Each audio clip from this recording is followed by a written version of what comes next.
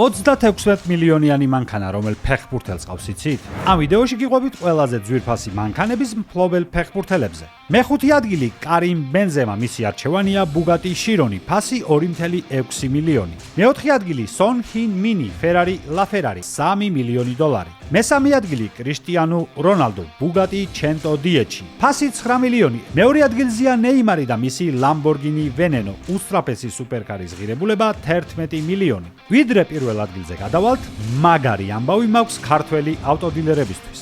საერთაშორისო ლოჯისტიკური კომპანია GLB ლოჯისტიკი გთავაზობთ უკეთეს პირობებს ამერიკიდან მანქანის ტრანსპორტირებისთვის.